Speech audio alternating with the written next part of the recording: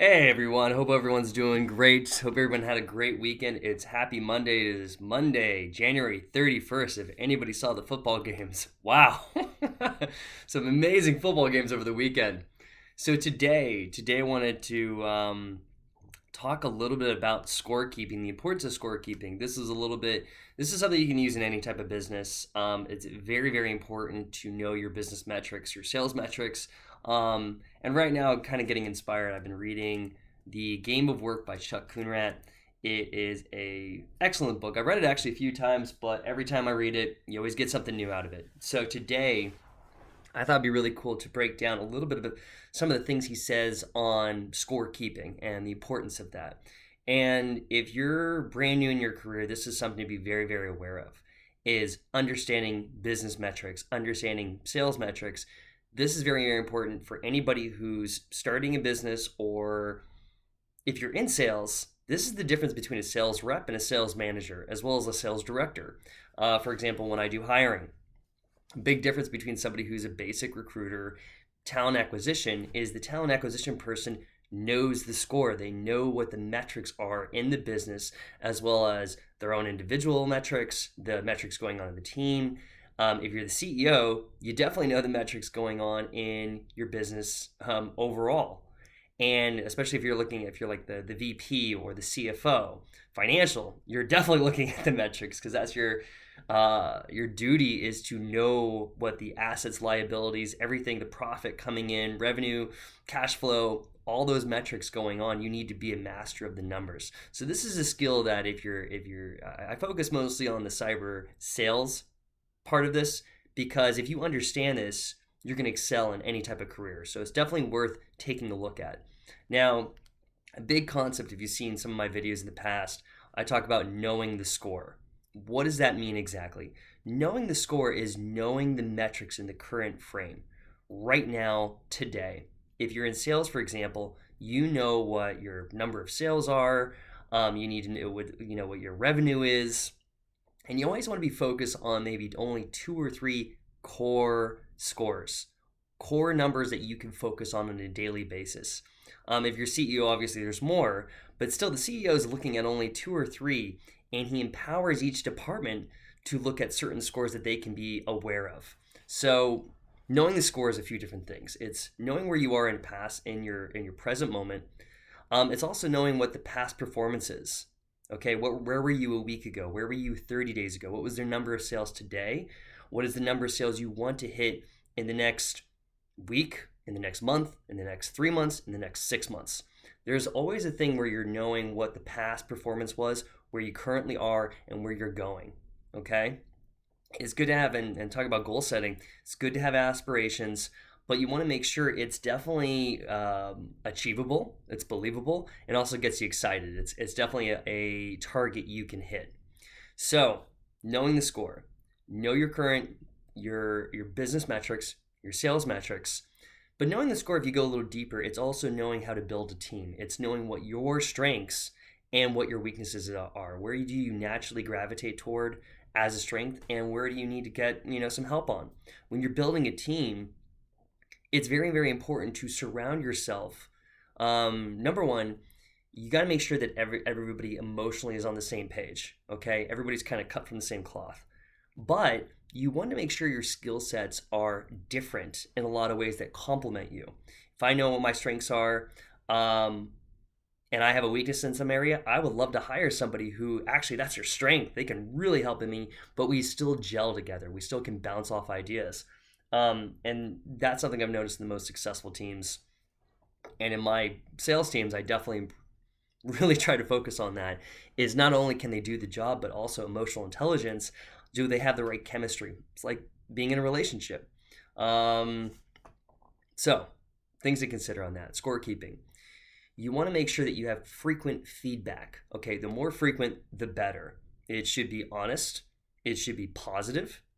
But you want to make sure you're giving feedback to yourself. You're always knowing where you stand and what is the acceptable standard. Where are you trying to go to as well? But also, if you're building a team, you're giving them feedback all the time. You want to be giving feedback, ideally, as much as possible. If I have a sales team, for example, I'm definitely meeting with them every morning. Okay, even just to like brush up, see where they need help with, if everybody's on track. And then I also meet with everybody individually every single week, depending on the size of the team. If it's a really big team, I try to do it at least one-on-one coaching every single month to make sure I know what their aspirations are, if they're on track, what is the acceptable standard, what is their past performance, how they're doing, how they can grow, and how can they reach their own target. Okay, so I'm throwing a lot out here, but building a team that way, that's the only way you're going to be successful in a sales organization. So for scorekeeping basics, it should be objective, it should be self-administered, it should be peer audited, it should be dynamic, and it should be comparable. Okay, so breaking that down.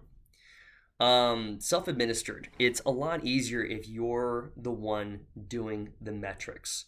Okay, if you have a team, it's like trust but verify. Make sure they're keeping their own scores. They're on top of it, they're proactive, and they know their own scores. They know which scores they need to focus on. You know what scores you need to focus on. Okay? But you trust them that they are following and keeping the scores on a daily and weekly and monthly basis. Now verify, make sure on every single week when you have that one-on-one meeting, this is, what number do you have? This is the number I have. Okay? And make sure those are in sync. But you want to have a balance where you give them, you give them the rules, you give them the acceptable standards and expectations on how to do the job and what a successful job is. Okay? But you also want to not micromanage. So there's a balance there. You're setting up the entire frame for them to do the job perfectly, well. And what are the minimum expectations? But you give them enough freedom where you empower them to get the job done. Okay, so there's always a balance there. A big key that I think always helps, there's a lot of software, there's a lot of different data, but overall, it's good to manually track your progress. Same thing if I was working out, right? If I have, say if I want to run a marathon, right? I want to track my progress weekly. I track it, I ran 6 miles this week, next week 7 miles, next week 8 miles. And I can see in the next 3 months, if I want to hit that marathon, I got to hit up to like at least 20, at least 20 miles, at least at one point in time. So you're tracking the progress, okay? And it should be objective and it should be very, very self-honest. So what you should do is within your business or your sales, put up a physical sheet, put up a scoreboard that tracks you on a weekly. For me, some people daily works better, and obviously the more frequent is easier, but me personally, I think weekly is really good. Track it weekly on the number of sales you're hitting or the number of revenue you're producing. Because not all sales, a sale is different with every product and service. So you want to know what you're billing or revenue generating from each sale, as well as the number of sales. And if you focus on those numbers, you will know that they will go up. A good rule of thumb is kind of 10% increase over time. So if, like, for example, I don't know, 10 sales last month, or 10 sales 6 months ago, 10 sales last month, 10 sales this month. Well, next month, I want to set it 10% more, so let's get 11 sales, okay? Let's try to shoot for that. And you need to understand the motivation of your sales team. Are they focused on sales? Do they want sales? Is their mindset wired for sales? Do they have the natural ability to do so? As well as is the money that they're receiving, is the compensation plan worth it in their opinion?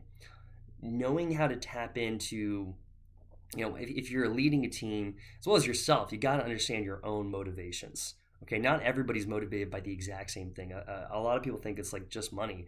So sometimes it's not. And so you need to make sure you're aware of what really drives yourself as well as your team in order to create more synergy, and it's going to lead you to the next level in life. Anyway, I thought that would be very, very important. Plus, it's been a while since I've done a video, so hope that was helpful. This segment is on scorekeeping. Next thing we'll do on goal setting, which I always love to talk about. All right, guys. If you're new to the channel, please subscribe. Love to hear your comments, any questions you may have. Feel free to reach out to me. I do include my contact details and link below, as well as if you want my recommendations on tools that I've used I've used in the last year to really transform a lot of areas in life. Different masterminds, different technology, different techniques, books, audios that I personally use and recommend. A lot of it's free. Feel free to reach out to me and I'll give you the list. And if you also want to talk for 15, 20 minutes, feel free to message me about that and we can set up a time to talk. All right, guys, everyone take care. Have a great rest of your week and talk to you soon.